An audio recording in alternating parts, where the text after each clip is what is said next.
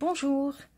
Dans la série des variations autour de la maille serrée, un dernier petit tuto pour vous présenter la maille serrée à côte qui est travaillée cette fois-ci sur les mailles qui sont situées à l'avant. Je vais vous montrer ça tout de suite. Et ce point a l'avantage d'être recto verso. Donc vous avez recto des petites côtes que vous voyez ici, et de l'autre côté la même chose, ce qui est pratique pour des ouvrages. Ça permet d'avoir un côté recto verso et un aspect tricot. Alors je reprends mon échantillon et je vais vous montrer ça tout de suite. Donc j'ai une maille en l'air pour tourner.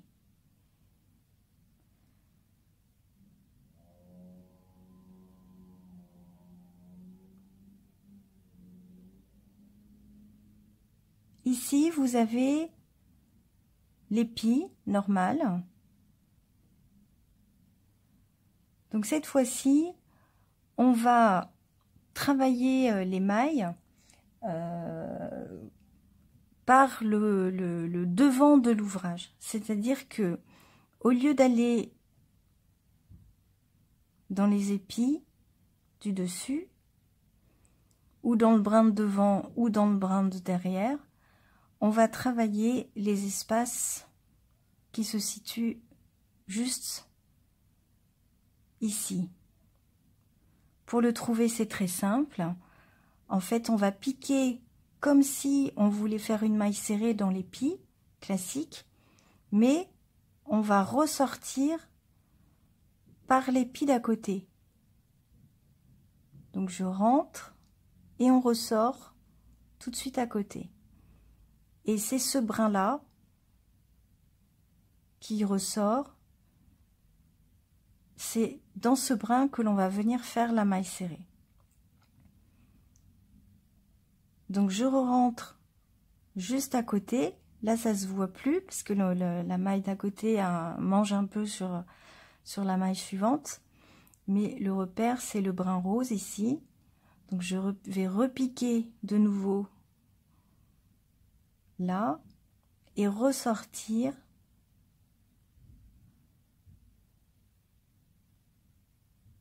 par en dessous.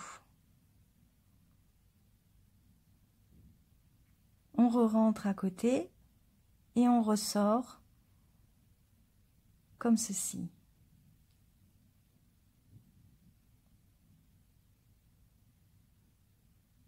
Là, vous avez l'épi et je rentre en dessous du deuxième épi. Je rentre en dessous de l'épi suivant, vous voyez ici, et je ressors sous l'épi d'à côté.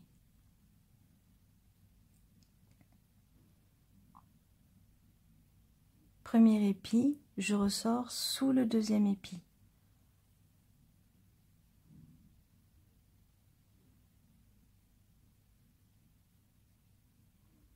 Ici, et je rentre sous le deuxième épi. Et pour finir, parce que c'est plus simple, je vais faire une maille serrée normale, une maille en l'air pour tourner. Et je recommence. Je rentre, je sors à côté.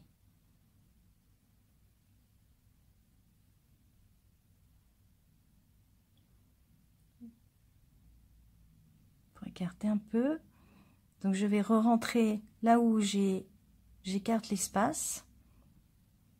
Donc ici, c'est bien l'espace qui est sous la maille, l'épi normal. Et je vais ressortir à cet endroit.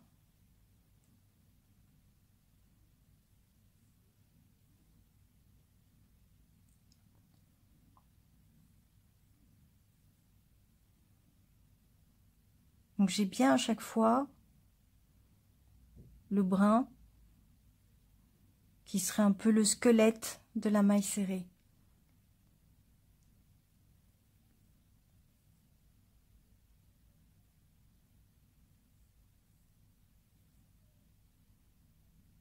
et la dernière maille que je crochète normalement. Ainsi de suite, on va faire un dernier rang.